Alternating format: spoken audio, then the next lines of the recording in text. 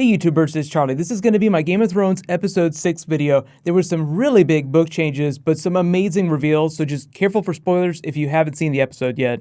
The one big storyline that they've circled back around to grab is Jaime from Book 4, but the other stuff, the Cold Hand stuff, is a big change from the books, so I'll explain as we go along, but we got some more flashbacks, which is actually a surprise. I wasn't expecting to get so many so soon, but the way Dan and Dave explained it is they were basically showing the entire history of Westeros in images. Those are the flashes that Bran's seeing, so now he has to make sense of that. But let's do top 10 WTF, and I'll explain the book changes as we go along. So here we go, number 10. Mad King flashback.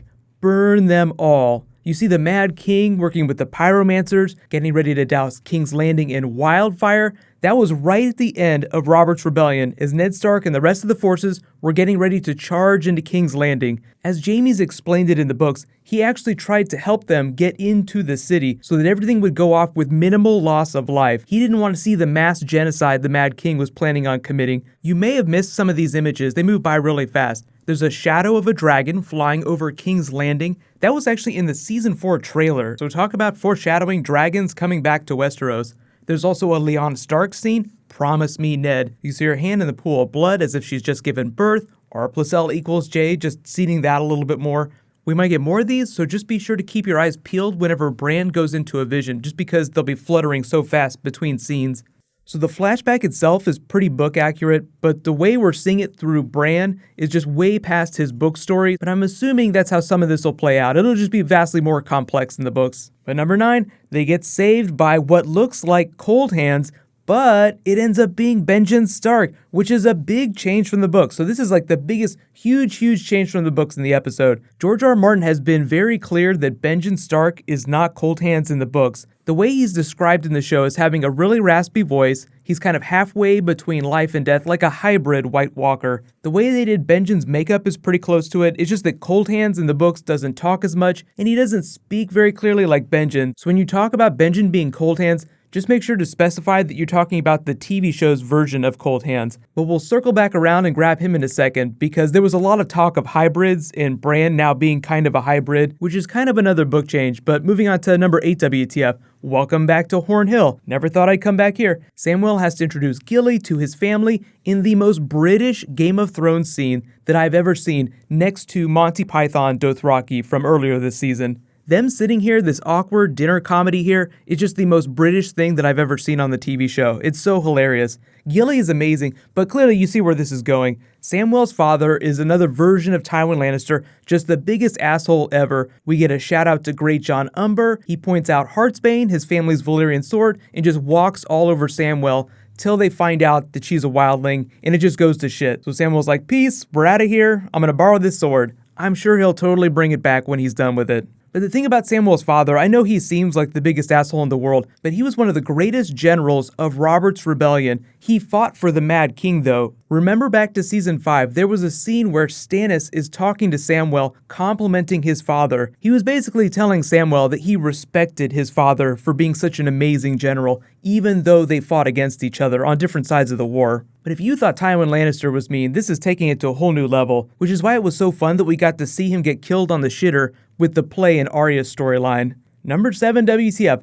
Arya cannot do the deed. She gets to watch the play. This part of the play she likes. She didn't get to watch Joffrey die, so it's just the most wonderful thing ever. But she starts to sympathize with the actress playing Cersei, the one she's supposed to kill, because she did the same thing that Arya did. She ran away and joined the theater troupe, pretending to be all these different people, and that's what Arya is doing right now. So the way Dan and Dave explain it, the way this is played, Arya totally understands the consequences of what she does when she decides to tank the contract, and of course the waif is there. So number 6 WTF, the waif made a contract with Jack and Hagar that she would be able to kill Arya if she failed the contract. So much of this play is narrating what's going on in King's Landing, the young Sansa character wanting to kill the queen so that she can play the queen. I love the metaphor there. But the waif herself comes from a similar background to Arya. She's originally from a noble family in Westeros, and it's not one of the great houses like House Stark, House Lannister. It's one of the smaller noble houses, which is why she looks like she comes from Westeros. She doesn't look like a Dothraki or one of the other ethnicities you would typically see in the East. But Battle Royale, it's going to be like the female version of Clegane Bowl. Ollie versus Foreman, rumble in the canals. It's going to be so much fun.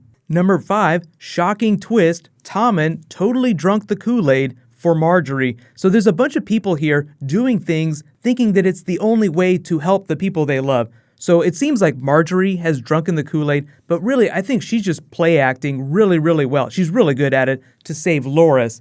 But behind her back, the High Sparrow has twisted Tommen, so he's like, oh, this is the only way I have to do this to save Marjorie? Well, if I have to, then I have to. So he's just showing what a weak-willed person he is. He's just being pulled from side to side. Cersei was influencing him, now the High Sparrow is influencing him. And if you look here, he has new Kingsguard made up of the Faith Militant. There's actually an order of Faith Militant within the Faith Militant called the Warrior Sons. They're like the higher noble-born people that renounce their titles and their wealth and join the Faith Militant. So they become the knights. So that's like Tommen's new Kingsguard. You can see their breastplates have the 7-pointed star on them. So you look at Jaime and you see that his sigil is a little bit different. It's kind of a variation on the Baratheon coat of arms with the antlers. So now the High Sparrow and the Faith Militant have troops placed all around Tommen, which are essentially impervious to influence. So Cersei's not going to be able to have sex with any of these guys. She's not going to be able to buy them off with Lannister gold. They're beyond influence. So Tommen is almost untouchable right now.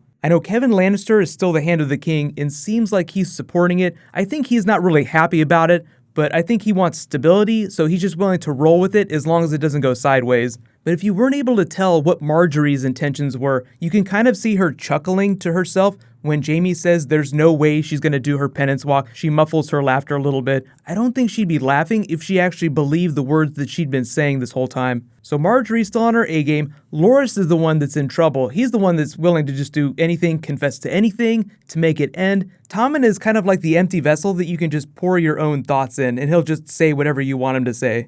But number 4, finally circling back around to Book Jaime, we get to Book 4 Jaime plotline where he's sent to River Run, kicked out of the Kingsguard, which explains why we see him in Lannister armor later. But the difference here is that at this point in the books, he's completely foregone Cersei. Like, he just doesn't care about Cersei at all. But on the TV show, it seems like he's more in love with her than ever. In the books, that's not the case. They had sex for the last time over Joffrey's dead body in the Sept. Remember, it was really controversial because people were like, is he raping her over Joffrey's body? What's going on here? This is very unsettling. That was the last time in the books that they had sex. But now we get to go to River Run, so we get to see Walder Frey, number 3 WTF. Walder Frey is back and raking his men over the coals because the Blackfish has kicked their ass. And we get to see Edmure Tully come back. This is all Book 4 stuff. They still have Edmure Tully captive. He's going to be held for ransom. Jaime has to get the Blackfish out. So if you want to read along in the books, you can actually read this part. It'll probably be pretty close to the way it plays out. So prepare for Frey pies, if you guys know what that means. If you don't, then I'll say, for the benefit of people that haven't read the books, please use spoiler tags in the comments for Frey pies. But number 3, they remind us about Cersei's trial. Don't worry, I have the mountain. So now, don't you just wonder what the High Sparrow is going to trot out? Like, every time someone's coming up against him, he has something in his back pocket. Jaime rides up the steps and says, we'll kill every last Faith Militant it takes to get Queen Marjorie out of here. She's not doing the penance walk. Oh, there's no penance walk. But, twist, shocking twist, Tommen rolls out and he's drunk the Kool-Aid. So now we have this setup of Cersei with the mountain, like she just feels completely invincible. Don't worry, I have the mountain. So what is the twist going to be? What is the High Sparrow going to roll out? You guys can let me know in the comments if you actually think they'll make Clegane Bowl a thing, because it actually does sound like we're going to see a version of that. But number 2, really big deal, Daenerys mounts a much larger Drogon. Look how big Mommy's little boy has gotten since we've seen him last, and asks all the Dothraki to become her blood riders. Blood of my blood. That's the title of the episode. Blood of my blood is part of the oath that blood riders take. It basically means you become the most elite of warriors, kind of like a Kingsguard that will follow you into death if you die, the people that are your blood riders. So I'll let you guys argue in the comments who's more hardcore, blood riders or Unsullied, because I cannot wait to see what Grey Worm says when he sees all these blood riders march up that think that they're best friends with Daenerys. Oh, you think you're badass? I'm Unsullied. But the even bigger thing here is that she said she's going to go back to Meereen and they'll sail to Westeros. So you can see how she's shortening that timeline. It's almost like by the end of this season, she'll be on ships taking them over there. But the big one, number 1, Benjen Coldhands talks about Bran working with the Three-Eyed Raven. He's been working with the Three-Eyed Raven this whole time. The Children of the Forest helped him by shoving a piece of dragon glass in his chest. Don't you feel like that's going to be a thing again in the future? They mentioned it twice now in as many episodes. Anytime they mention something more than once, it feels like setup for something even bigger later. But Dan and Dave, the way they talked about Bran is a little bit different from the books. They talk about him being a hybrid, not entirely human. I think what they're talking about is him being a green seer, and he's always been a green seer. They just might be talking about like the sum total of knowledge that he's just absorbed from the Three-Eyed Raven. Like he's a supermind now that holds the entire history of Westeros in his head, whereas he did not before. So when you look at both sides of the chessboard, I would think of him more as like the game master, at least as powerful, if not more powerful than the Night's King, and that until the White Walkers march south of the Wall, Bran has more potential people to fight for him, but you have to remember that so many people are going to be killing each other in the next couple of episodes, between Sansa's battle to retake Winterfell and all the infighting happening in King's Landing right now. So all that going on, but the good thing is that we have Benjen now. He's been working with the Three-Eyed Raven, so there's probably some knowledge that he'll be able to help Bran with, make sense of all these images that he's looking at. But here's my big question for you guys. Let me know in the comments, what role do you think that Benjen is going to play now? Is he going to be more of an advisor? Because it seems like he would be really good at training the Night's Watch and the Wildlings to fight White Walkers. So whatever else he ends up doing, he'll probably be an advisor to Jon Snow and to Bran, just to help them plan actual battles against the White Walkers, because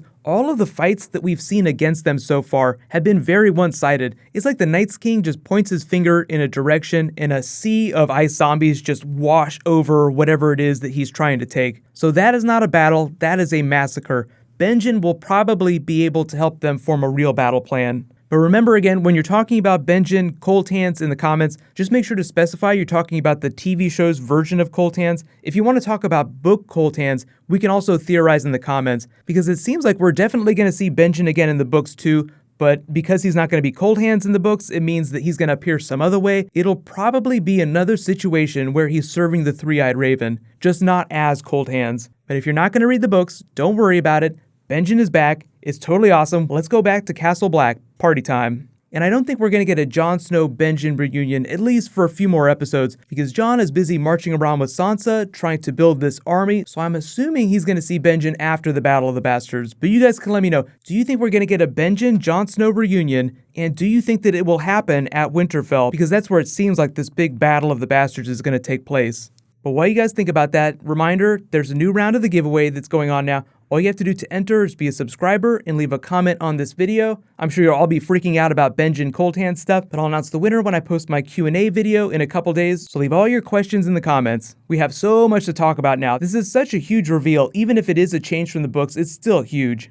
While you guys wait for my next video to post, you can click here to learn all about the Bran Stark time travel theory, and you can click here for my episode 5 video. Thank you so much for watching, everybody. Let's have 5. I'll see you guys tonight.